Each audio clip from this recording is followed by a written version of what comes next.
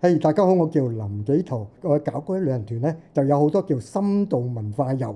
今次我哋揀嘅嗰個叫做係東京嘅靈異浴嚟做一個主題，希望咧呢個可以成團啦。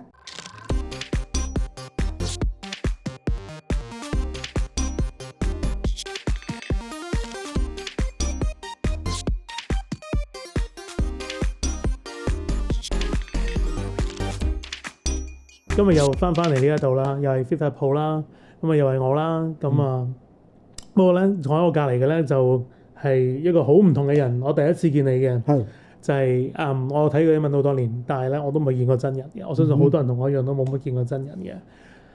紀陶真人不可路上，路上非真人，但係路上呢個係得，但係呢個係真嘅紀陶，係真嘅林紀陶。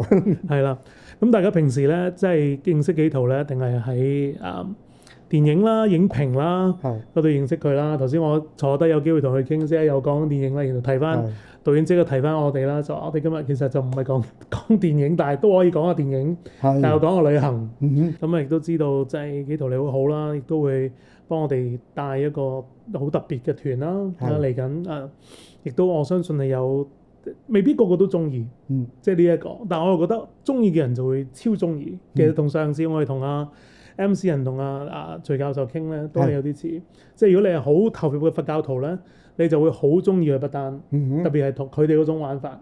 今次咧呢一個咧，即係同你去日本東京，主要東京，又唔係食埋玩嘅，做乜咧？又唔係睇戲添喎，係啊。戲都應該有啲觸及嘅電影元素喺裏邊嘅，係因為嗰樣嘢我哋從來冇人見過，只係喺個電影嗰度就見唔少，係啊。咁嗰樣嘢係乜咧？可唔可以特嘉賓俾你自己介紹？咁而家嗰個去東京嗰度咧，咁我定咗個題目就叫做係靈異浴，東京嘅靈異浴。靈異浴，靈咧就係靈性同埋靈魂，異咧就闊好多啦。異咧就包括咧，即係東京咧有好多叫異流文化，即係唔係叫低文化，異端嘅文化。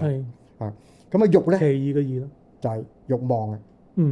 咁樣就慾望咧，就係我唔知你係咪啊？我第一次去旅行咧，就都係去東京嘅。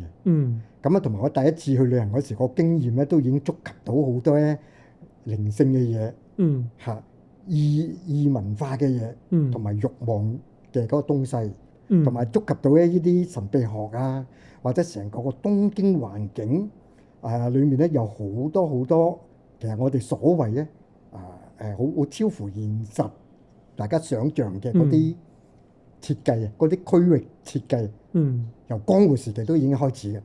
去到東京而家呢個時刻嘅今時今日，都仍然保留到呢啲格局喺度。咁所以咁我設計咗咁嘅題目咧。唔係紀陶呢一個咧，我覺得即係先要去同你了解下咧，就係即係我自己做傳媒好多年啦。咁認識你咧，定係睇你寫影評啦，介紹電影啦，電影節一定會見到你個名啦。咁好多海外嘅大家無論係講緊日本電影或者其他電影，其實都係你幫大家認識好多嘅，即係開眼界。我稱之為靈異嘢，即係你都專嘅，即係你都係興趣都喺嗰度嘅。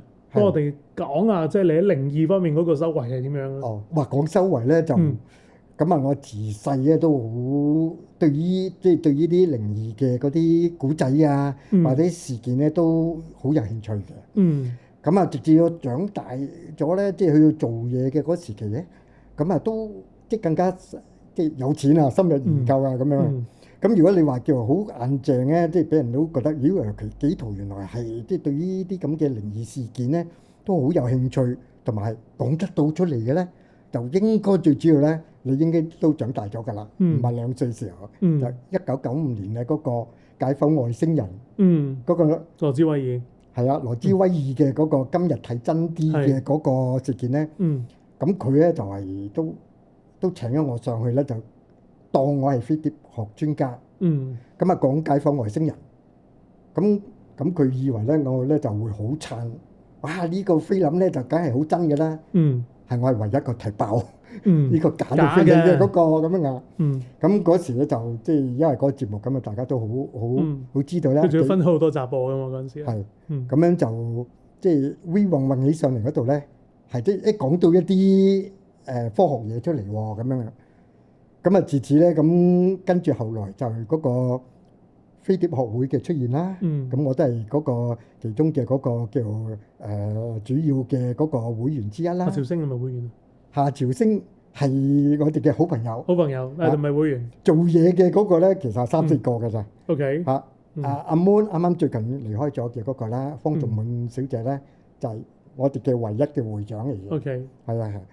咁嗰個時候開始咧，同埋我啲電影咧，裡面嗰時就好多時咧，咁我都會利用呢啲尤其是喺西方拍電影，尤其是主流電影嗰啲，我唔知你會唔會都有個認識咧，就係佢哋好多時嗰啲主流戲咧，佢哋都會套用一個叫神話結構。尤其是星球大戰啦，最出名嘅。咁我都係喺90年代轉做編劇嗰時候咧。咁尤其是《白髮魔女傳》嗰部電影咧，我都係用嗰個叫西方嘅神話結構套落去呢個梁羽生嘅原本小説嘅嗰個電影嗰度咧。你講嘅係林青霞嗰個版本。係啦，林青霞同埋張國榮嗰個。咁你做出嚟嘅嗰個咧，就係令到呢度電影咧，即係除咗我哋東方人，尤其是香港人啦，梁羽生嘅嗰小説大家認識之外咧，西方人睇嗰度咧，都入到嗰部電影咁嘅。咁啊跟住之後咧，咁我就都已經好坐定粒六咁樣咧，就將我嘅興趣放埋落去我嘅工作嗰度。即係你將電影同埋呢個神秘學係啦，就將佢哋變成呢個瀨尿牛丸。係啊。咁啊而家變本加厲添嘅。你會睇到譬如你睇三夫啊，咁嗰個雖然咧係3級片啦細路仔陳果冇得入去睇嘅。但係咁佢裡面咧就譬如講嗰個盧亭文化啦。咁我大學嘅時候好多同學好迷嘅。係啊。而我完全唔明嘅，即係我一個非常理性嘅人，所以我見到你咁迷嘅時候，你班友做乜？係啊。咁啊，所以我哋就將有一啲譬如好似呢啲區域文化裡面咧就有趣嘅東西套埋落去呢啲譬如神秘學啊嗰樣嘢咧，有陣時我哋電影創作嗰陣時候咧，將呢啲古仔嚟放埋呢啲元素落去。三夫你睇咗啦，其實陳果導演其實好寫實嘅。但係咁佢咁我話幫佢整劇本嘅時候咧，就加呢啲你又叫少少嘅戲劇元素咧落去咧，咁啊成個嗰個戲咧嗰種叫本土化咧就強咗嘅。係同意，唔係即係我諗三夫係一個好好例子咧，即係點樣將一啲神秘學啊同電影咧一個 mix 咧真真假假咁樣穿起嚟咧，大家會覺得好有趣㗎。係啊。但係有一樣嘢我覺得肯定咧，就係即係日本嘅電影啦、文學啦喺呢方面咧，其實嗰個深度廣度一定比香港仲要誇張。即係我哋睇好多，其實即係古靈精怪乜都有咯。同埋我係有好多嗰啲日本導演嘅係我啲偶像嚟嘅。譬如大島渚啦，或者今次嘅嗰個行程咧，咁我特別 highlight 咧就係寺山修司啦，我都估到啦。同埋條田正浩啊、宇仁俊啊嗰啲，我其實細個嗰時好中意睇電影咧，響過嚟嘅。好鬼偏喎！你中意啲嘢因為嗰啲國際電影節嗰時都已經個初期咧，都揀咗好多日本嗰啲叫新浪潮電影咧。咁我成日都睇嘅。咁就而且嗰年咧就寺山修司有一部電影啊，就叫《寵迷宮》。我嗰陣時我睇完第一次睇完嗰時候咧，直頭咧嗰晚啊即係不斷喺個徘徊，係想走上去偷咗呢個 copy，因為中意得好緊要。偷個 copy 即係偷套片，偷嗰條片嘅。OK。係因為到咗後來咧，咁我都有問嗰啲即係發行商啊嗰啲話，喂，你可唔可以幫我咧係買嗰個 copy？我睇嘅咪如果唔超過50萬咧，咁我都想 keep 一 keep 佢個菲林版個 copy。咁啊係迷成咁，咁啊所以咧咁所以嗰時我即係79年，跟住咧到80年嗰時咧係我第一次去旅行。咁啊我哋同成班朋友咧就都係去東京。咁去東京嘅嗰時候咧，我哋係跟團嘅。咁啊嗰時咧就有一個我諗，如果咧即係行內啊或者動畫界嘅嗰啲朋友咧，咁都會認識嘅，譬如盧智英。盧智英係啊，咁樣就陳百順。咁啊係嗰啲叫做係香港電台嘅動畫部，同埋我咧係屬於 TVB 嘅動畫部咧，一行跟嗰個旅行團咧，嗰個旅行團咧就有25人，就我哋其中有一個港台嘅一個designer，咁佢新婚旅行嚟，開頭就跟嗰個旅行團咧，就係由大阪開始去到東京，然後嗰個完咗之後咧，咁啊嗰班新婚旅行團咧，嗰班咧就翻去啦。我啊盧志英啊，佢一行四人咧就留低再一個禮拜，嗰個禮拜咧係我哋嘅主題旅行團嚟㗎啦，就係專揾啲漫畫家、動畫家。當時咧，咁我哋揾到嗰個，我唔知你有冇睇過咧，《鐵甲萬能俠》Devilman 嘅永井豪啊，就直頭去佢個 studio 嗰度咧，就去探佢，同埋咧係拍門，係啊，開門。點知開門啦？逗留咗成個晏晝添嘅，咁開心。咁啊，仲有係啊，叮當，即係而家嘅哆啦 A 夢，藤子不用嗰時都兩個未分家嘅嚇。咁佢哋嘅 studio 咁樣嚟咧，即係做嗰個行程啊。有冇見到佢？動畫之類永井豪咧就撞到啦，哇！同埋永井豪好得意啊，即係好深刻難忘嘅。咁啊，藤子不用咧，佢話我哋啱啱咧就要出咗去。不過留低晒啲紀念品啊，就俾我哋啊，咁啊遲啲可能俾大家分領咁嗰個嚟嘅，咁啊好開心啦！由之前跟團同埋之後嗰個漫畫之旅，咁啊點解有樣嘢去分開咧？我想特別提及嗰對新婚夫婦咧，就好開心。去完咗之後嗰度咧，我哋嗰時去係7月。1980年嘅7月，就1981年嘅春季嗰時候咧，我哋就接到我哋呢個新婚夫婦嘅老婆嘅死訊。原來佢哋冇講俾我哋聽，佢老婆係患咗絕症。咁佢哋結婚。咁又結咗婚之後咧，嗰個咧係佢哋嘅第一次嘅蜜月旅行。去完翻去之後嗰度咧。跟住咧就去到10月左右咧，咁佢哋咧因為太中意日本，再去多一次。最大嘅原因咧就係佢嘅太太咧就想睇雪啊，因為佢喺香港我哋睇唔到雪。咁佢咧佢收尾即係都講俾佢聽咧，佢第2次去嗰時候咧就上北海道嗰度，但係佢嗰時候咧佢要係孭佢老婆上山啊咁嗰啲。但係我哋7月嗰時去嗰時候咧，佢太太咧。行得記得咧，我哋完全唔係好覺，因為大家都好熟。咁就喺嗰一刻嗰陣時候咧，咁我覺得嗰個旅行團咧，就對我哋即係第一次咧，嗰個旅行團咧都已經觸及到生離死別。咁跟住往後咧，都有幾次咧，即係東京嘅嗰個旅行咧，都係掂到一啲咁嘅特別，令到即係我嘅旅遊之後咧，我記憶好深刻，留低呢種變咗係我嘅嗰個叫生命歷史嘅一部分嚟。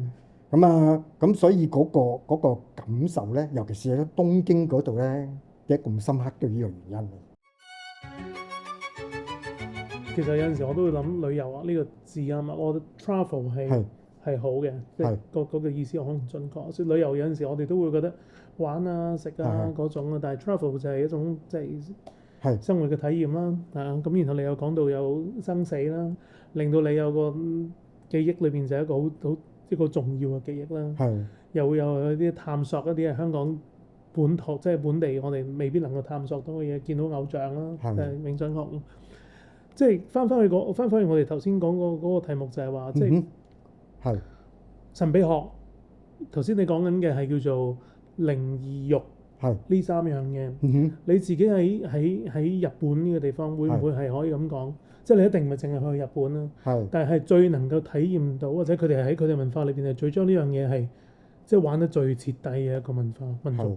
日本人咧，佢對於嗰種叫靈性教育，同埋嗰種叫做係靈異嘅保留咧，佢唔當佢係一個叫做 V 運運嘅嘢，佢咧就即係當佢係叫國有化，民族嘅一種寶藏嚟嘅，文化遺產嚟嘅。咁呢個都多得咧，我哋今次嗰個主題咧，嗰個外國嗰個英國嘅嗰個其實希臘籍嘅記者嗰個小泉白雲，佢嘅嗰個功勞嚟嘅。咁佢就將好多嗰個叫日本嘅呢啲咁嘅叫傳聞啊，或者叫妖怪歷史啊嗰啲，佢做一個咧就好適當嘅處理，同埋佢將佢譯埋做一個英文嘅版本，就俾全世界嗰個叫怪談啊嘛，俾全世界咧就了解日本嘅呢一種咁嘅叫靈異文化。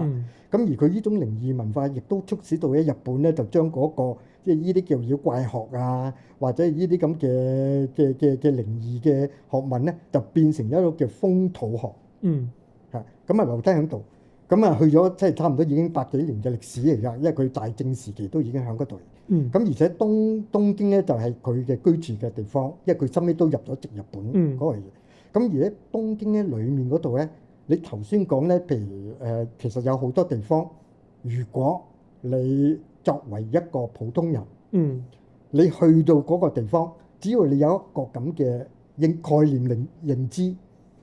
你想同佢嘅嗰啲靈性嘅 energy 咧，即係嗰個能力咧打交道咧，我講俾你聽，係一定 OK 到，一定搏得嗱，尤其是咧嚇做個舉例咧，主要係佢哋嘅嗰個森林文化，土木嘅嗰種文化咧，佢哋係好強嘅，佢有好多嗰啲叫做係神樹咧，喺嗰個東京區，你唔需要去咁遠。就係東京區有啲神社隔離咧，你睇到咧有陣時佢哋會用嗰啲祭禮嗰啲字咧包住咗嗰啲咧，你去見到嗰啲樹咧，你掂嗰棵樹，即係好用一種叫做你將你自己嘅心情咧，你捉嗰棵樹同佢接觸咧 touching 嗰時候咧，跟住冇幾耐咧，你會睇到咧有啲 frequency 會傳入你嘅嗰個身體嗰度，有種感染。咁呢種感染咧，咁我哋咧即係有個經驗嗰時候咧，咁我哋就會講俾你聽，教你點樣咧，嗰啲 frequency 嗰度咧就嗱基本嘅認識咧就係凍嘅定係暖嘅，嚇向上定係向右嘅，嚇咁發揮你自己嘅嗰種感性嘅嗰個理解咧，咁啊可以講出到好多內容喺度。無論係樹，都想講嘢俾你聽，已經好咩？你有興趣同佢接觸咧，就即刻會有呢樣嘢。就會係因為語言唔通咧？唔係語言咧，冇語言嘅嗰度，唔係佢有，但係咧就語言咧就基本上咧，我哋就同佢咧溝通難嘅，但係用英文嘅 language 咁啊，今日得一 language 就同嗰個語言咧最大嘅分別咧 language 就話佢有一個叫做係思考嘅模式同埋表達嘅方式咁所以有啲動物咧。都係有 language 喺度嚟嘅嚇，譬如啲狗啊、貓啊嗰啲咧，佢有啲行為咧，咁你就知道哦，佢而家嘅心理係點樣嘅。日本都係㗎，日本你如果係嗰啲野生動物，尤其是嗰啲貓仔啊，我哋成日去到東京嗰時候咧，喺上野動物園嗰度咧，就見到嗰啲野貓咧，每次都係咁細。係啊，嗰啲野貓咧，你直頭咧，你用個方式，譬如你圍到嗰個視點咧，就同嗰啲貓嗰啲視點，狗都係一樣嘅。一樣，然後咧，你用一種手法咧，佢就都知道咧，你人呢個咧係人嘅語言咧，就想同佢溝通咁樣嘅，就過嚟嘅。同埋一啲貓，尤其是貓係唔怕人嘅，野貓都係嘅嚇。甚至嗰啲雀鳥啊、烏鴉啊嗰啲嘢咧，你會發覺咧，佢去到某一個階段，即係某一樣嘢咧，佢係有陣時會主動同你溝通添嘅嚇。咁啊呢種體驗咧，我就發覺咧，就響東京嗰度咧，嗰啲都係文明貓、文明烏鴉，即係咁樣嘅。你有心同佢溝通咧，其實大家如果第時去嗰陣時候咧，你玩呢個遊戲啊嚇，咁嗰即係無論係植物或者係動物，人啊更加唔使講啦。人我覺得咧，同日本人嘅嗰個溝通唔難嘅。頭先你講到即係同個樹嘅接觸啦，有啲頻率啦，係嘛 frequency 啦，係啊，咩嚟嘅咧？嗰種頻率就係一種訊息。嗰啲樹裡面咧，你會收到嘅嗰種 energy 咧，嗰啲係水嘅訊息嚟。咁而咧石頭咧，如果熟悉咧都有叫能量石㗎嘛。咁啊嗰個能量石咧都接收咧都好強，但係能量石咧嗰啲訊息咧有水同埋有火。嗰啲隕石咧嗰啲就係火嘅訊息嚟。咁你只要從嗰個了解咧，用系統學咧，即係譬如頻率，用頻率嘅嗰個系統嚟去了解呢樣嘢，第一步。然後跟住咧就將佢分冷暖、或者係陰性定係陽性啊？隕石啊，多數係陽性嚟㗎，辣你嘅嚇。咁啊，所以我哋去東京嗰時咧，我已經去到後來差唔多千禧打後嗰陣時候咧，去東京嗰陣時候咧，就有陣時都係專揾一啲佢哋特別嘅我哋所謂嘅 power spot 啊，能量點嘅嗰啲地方，好似 Pokemon 嗰啲 spot 咁樣，你講係嗰啲地點係啦，嚟去咧就捉佢嘅嗰啲 energy，就了解佢嗰個 energy。而家東京嘅雙子塔啊，一個叫東京鐵塔，喺50年代已經開始諗到，然後就整出嚟之後咧，然後就係最近嘅嗰個晴空塔，都有好多朋友咧認識東京咧，咁佢都已經講啊，呢個就同共濟會啊講嘅嗰個叫做係成個都市設計啊，譬如好似倫敦嘅嗰個都市設計，或者香港咧，你睇就係嗰個海岸嘅嗰兩個最高嘅兩個 building，都有呢一個概念就放咗上去。咁而佢東京咧嗰個咧就更加名正言順咧，佢哋都揾到咧，成個東京以前江戶區嘅時候咧，都已經咧就有一個結界啊，所謂咧就建立到出嚟。咁我覺得咧就即係呢個行程咧就好具體咧，就變成咧一個叫旅遊嘅主題，就講到出嚟咧，嗰個係其中之一嚟嘅。我哋咧嗰個主題咧就係今次去東京係對嗰個叫第一嗰個江戶文化點樣到今時今日佢哋都仲保留得咁好咧，就因為咧你用今時今日嚟講咧，佢呢啲就係咧佢哋由江戶時期發展出嚟嘅產業文化咧，去到今時今日，你會睇到咧佢哋美術啊，尤其是浮世繪，即係嗰個表現嘅形式咧，就係我哋今次啲主題之一嚟啊！佢哋嘅嗰個譬如浮世繪嗰陣時去到嘅嗰個藝術就已經咧超越咗西方。咁我藉著呢樣嘢咧，咁啊放咗落去我哋呢個題目嘅嗰度，無論係電影、漫畫，尤其是我哋今次去到嗰度咧，就最撞到咧佢哋咧就特登喺7月嘅期間咧就搞嘅嗰個叫哥斯拉嘅嗰個週年紀念啊，70週年啊，70年啊，哥斯拉已經係啊，不得了，係啊，咁佢嗰個咧就叫總展覽嚟嘅。咁我覺得佢安排喺7月嘅期間咧，嗰個意思咧都好變到出嚟，即係今次嘅展覽可能有今生冇來世㗎啦。哥斯拉同即係佢二嘅文化係咪又亦都可以有啲關聯咧？成個哥斯拉嘅背景。咁我咧就跳落影評有個角度嚟講，因為哥斯拉咧最今時今日咧，荷里活啊或者西方，即係佢其實英美都有嘅嗰個拍呢個叫哥斯拉文化咧，佢係拍唔出日本嘅哥斯拉出嚟。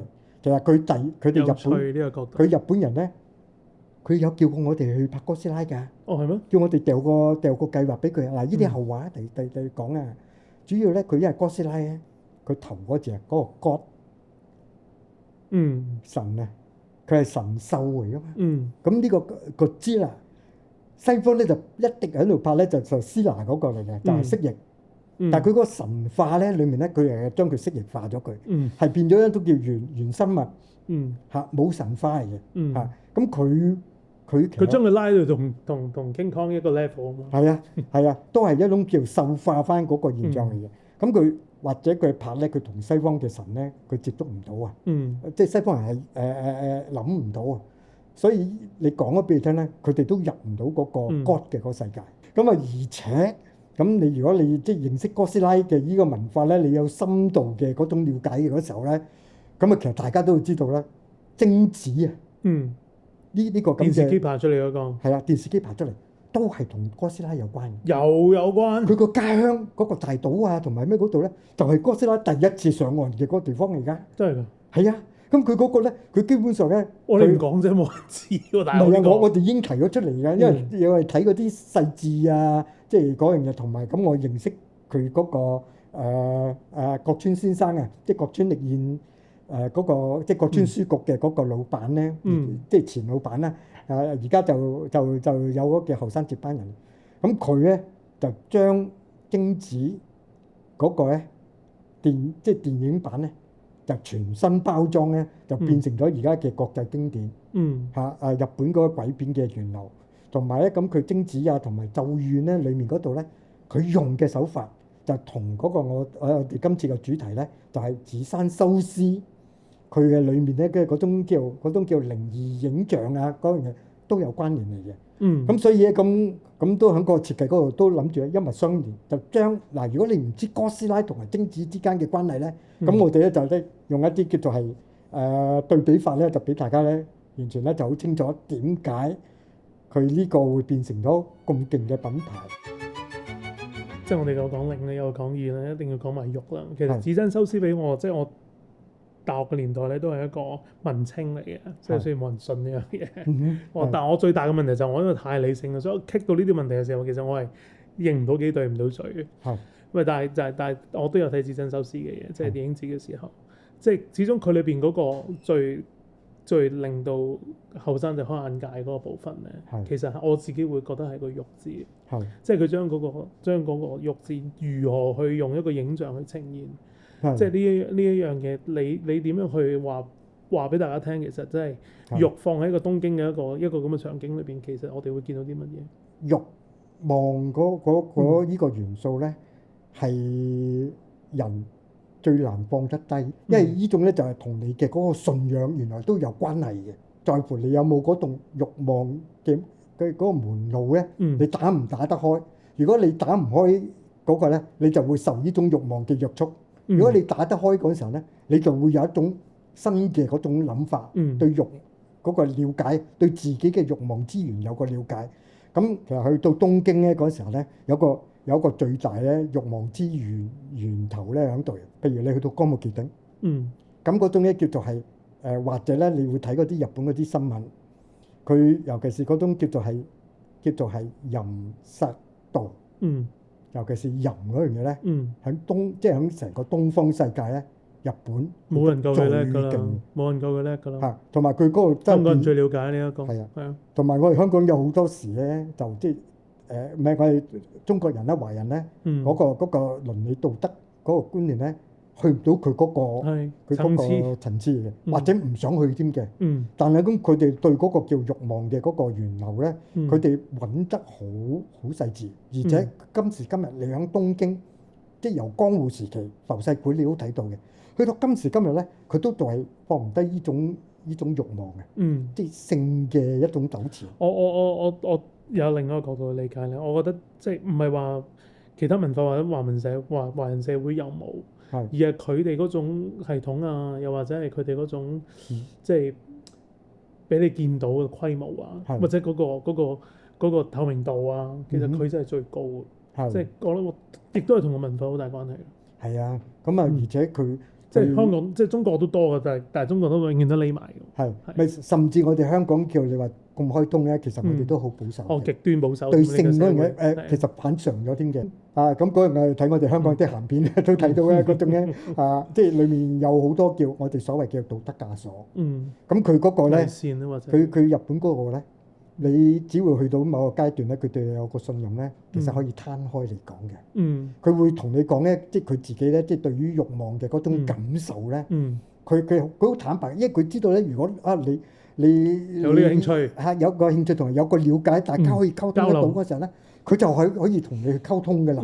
譬如有陣時嗰啲，尤其是 SM 啊，或者係嗰種叫做係你拍嗰啲叫做做幾廿年都未試過訪問過呢啲情慾電影啊嗰啲嘢咧，對於我哋尤其是香港人裡面嚟講咧，去到嗰刻咧，我哋有一個叫做係有個叫知識水平咧，有陣時咧就可以理解到咧。我哋可以放低咗嗰種叫道德隔膜，即係嗰個道德咧係你自己嘅規範嚟嘅。有啲人有啲講法嘅，我覺得呢個係都係學術研究嚟嘅，係輕鬆好多。咁你就名正言順咯。係。我唔知你記唔記得咧？我細個大學生嘅時候，有一次睇林奕華，佢揾咗一條小百合，做咗其中一幕嘅，即係一個即係。有翻咁上一年紀就記得有條小百合㗎啦。佢做咗一個有好多日本元素嘅一個喺個劇場裏邊。簡單嚟講就係其實係脫衣舞嚟嘅。係啦。咁但係嗰個就唔係我哋傳統認知嘅嗰種脫衣舞啦。裏邊係有刀或者劍啦，就我唔應該點講佢啦。咁另外就有舞步啦，亦都有佢好多日本嘅一啲東西啦。咁我覺得喺嗰件事上邊咧，你見到嗰個呈現咧，就唔單單係我哋即係嗰種你講鹹濕啊，又或者係即係純粹一個即係一個藝術嘅表現。同埋一種兩地文化嘅一種互動交流。佢一條色不合，同埋頭先我所提及嘅與人未養咧，佢哋係差唔多叫中港嘅代言人嚟嘅。文化大使係啊，佢好了解香港。我哋講好多嗰時香港啲俚語咧，嗰個咧，呢兩位小姐咧都係完全係聽得明嘅。同埋佢係做翻譯添嘅，即係講翻俾日本人聽咧。呢個俚語咧其實有啲乜嘢因由咁樣咧，即係咁佢對於嗰個香港文化俾日本人知道咧。咁因為佢都同電影界啊嗰啲有關係嘅，咁樣做咗出嚟。咁嗰時我即係80年代咧，嗰時做動畫嗰度咧係好多得呢啲日本我哋睇得多嘅嗰啲卡通片啊，嗰樣嘢就出到嚟啊。姚少今次會唔會帶啲團友一齊去揾啲地方敲下門，揾啲偶像？其實就都會計劃嘅，因為咧即係喺電影裡面嚟講咧，當你去到日本嘅嗰時候，電影嘅前身小説、動畫。唔係小説、漫畫、動畫，去到真人電影咧，咁佢都係一個叫流程嚟嘅。咁所以嗰個咧，尤其是係動畫咧，咁動畫咧，咁我覺得咧，即係譬如近代咧，我今次咧就主要咧都係叫鬼滅之刃，因為嗰個而家係新世代咧最流行嘅嗰個。最成功嗰近年。另外咧就係新世紀福音戰士 Eva 因為Eva 就亦都係我頭先講嘅嗰個角川嗰個老細咧，佢嘅成就之一嚟。因為佢新世紀福音戰士貞子同埋另外一個喺香港好流行，同埋佢係多謝香港嘅嗰套動畫，唔知你有冇睇過啦？咁我諗呢啲朋友都睇過啦。Keroro 有冇睇啊？你有冇睇啊？Keroro都係佢嘅成就，同埋佢係講佢話點解多謝香港咧？因為佢第一個將佢咧推出國際咧，佢就選擇用香港。好正嘅。因為佢係最重要咧，就佢相信唔係佢信得過香港嘅嗰個版權嘅保護啊。佢信唔過其他亞洲地方，即係嗰啲大家都明白。香港啲如果同你簽約嗰樣嘢咧，即係香港嗰時都有能力咧，係 protect 佢嘅嗰個版權嘅嗰樣嘢出嚟咁樣。咁所以佢嗰個咧，呢個係佢三大成就之餘咧，咁佢對香港咧嗰個印象係好，即係好睇高一籌。7月尾咧，仲會有一個去東北青森。青森就對唔住，我真係未去過，唔了解。淨係知道東北。7月嗰個設計嘅嗰個旅行團咧，就都係諗住喺呢個6月嘅時候，整嘅嗰個裏面掂到寺山修司有關嘅題目之餘咧，青森就係寺山修司嘅家鄉嘅，同埋佢裏面有個叫做，如果你中意寺山修司嘅話咧，青森嗰度有個叫寺山修司紀念館。哇！嗰個就好犀利，嗰個咧我哋每次去咧都嘥成差唔多咧自己留念咧半日嘅時間咧，都喺嗰度咧唔捨得走嘅。咁而且咁佢喺青森咧嗰度，我哋安排喺佢個8月嘅嗰個初嗰時咧，佢就係剛剛咧佢嗰個咧就有個叫森林節啦，係青森咧嗰個咧一個好大型嘅嗰個祭禮活動嚟嘅。大家會見到有好多好多咧嗰啲花車嘅巡遊，嗰啲叫做係巨型啊，成個貨車咧有嗰啲嘅紙設計嘅嗰個花車巡遊。佢青森咧，佢裡面咧，我諗咧，即係其實如果你中意去日本嗰嘅文化之旅咧，青森係其中嘅一個強項嚟嘅。因為咧佢東京妖怪咧就江戶時期都好出名。小林即係嗰個小泉白雲咁嗰度，佢都記錄咗好多咧，都係有一個叫做東北嘅妖怪。點樣落到江湖？嗰時佢有移民嘅，話啲妖怪咧跟住啲人移民落嚟。但係咧，咁佢喺青森嗰度咧，咁仲有而家嗰啲好野生嘅嗰啲叫做係精靈啊，就喺森林嗰度咧，都做存在嘅。咁所以咁，我覺得即係香港東京咁呢樣嘢咧，揸住翻我哋呢啲即係已有嘅嗰啲咁嘅認知咧，咁嚟去設計呢個行程咧。就我覺得好幹嘅件事，即係大家冇即係香港老嘅亂嘅都好大部分都已經去過日本，都不止一次。